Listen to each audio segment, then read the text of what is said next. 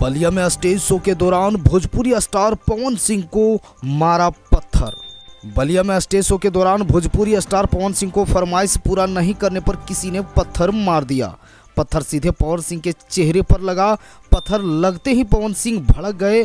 पवन के भड़कते ही बवाल बढ़ गया। ईंट पत्थर चलने लगे और एक दूसरे पर कुर्सियां फेंकी जाने लगी। पुलिस ने किसी तरह मामले को लाठियां भंजाकर लोगों को खदेड़ा और मामले को संभाला। बलिया के नगरा में एक मांगलिक कार्यक्रम में पवन सिंह को बुलाया गया था। इसी दौरान किसी ने एक गाने की फरमाइश कर दी।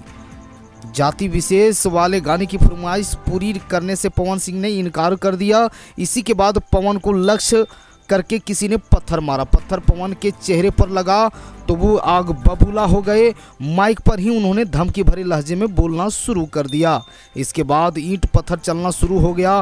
भीड़ में भगदड़ मच गई। भगदड़ और शांत करने के लिए पुलिस ने मोर्चा संभाला और लाठी पटक कर खदेड़ना शुरू कर दिया।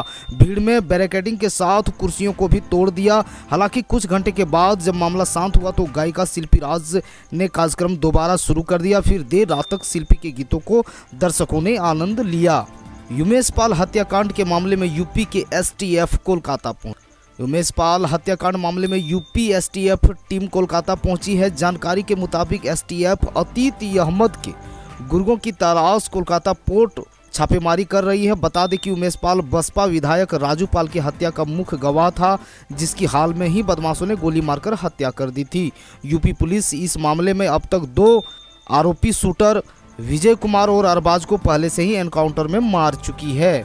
अखिलेश यादव का सीधा हमला, भाजपाई कब मिट्टी में मिलाए जाएंगे। प्रयागराज में उमेश पाल हत्याकांड के बाद वार पलटवार का दौर जारी है। अतीत अहमद की बहन के बाद सपा प्रमुख अखिलेश यादव ने बिना नाम लिए ही मंत्री नंद गोपाल नंदी पर हमला करते हुए योगी सरकार को घेरा है। अखिलेश यादव ने कहा कि प्रयागराज में मारा गया उमेश पाल भाजपा का सदस्य था।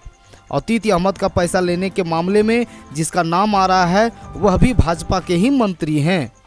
अखिलेश ने यह भी पूछ लिया कि एनकाउंटर करके सरकार कौन सी राज छुपा रही है। योगी सरकार का हमला करते हुए पूछा कि भाजपा की छवि खराब कर रहे लोग अब मिट्टी में मिलाए जाएंगे या मंत्री पद से हटाए जाएंगे।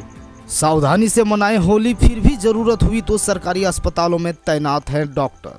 जमकर होली खूब मस्ती करिए, लेकिन सावधानी भी बरतिए। फिर भी कोई दिक्कत हो जाए तो सरकारी अस्पतालों में इलाज का पूरा बंदोबस्त है। एसएन मेडिकल कॉलेज और जिला अस्पताल में विशेषज्ञ डॉक्टरों की तैनाती की गई है। 8 मार्च की रात तक डॉक्टरों की तैनाती रहेगी। दूल्हे के साथ ससुराल जा रही दुल्हन ने रास्ते में कर दिया खेल।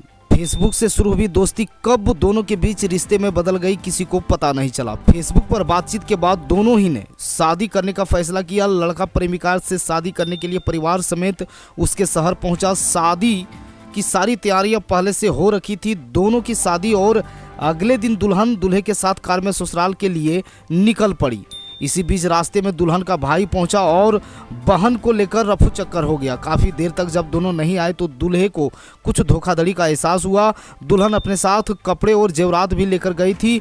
दूल्हे की बहन की शिकायत पर लुटेरी दुल्हन के खिलाफ जीयनपुर पुलिस ने केस दर्ज कर लिया है।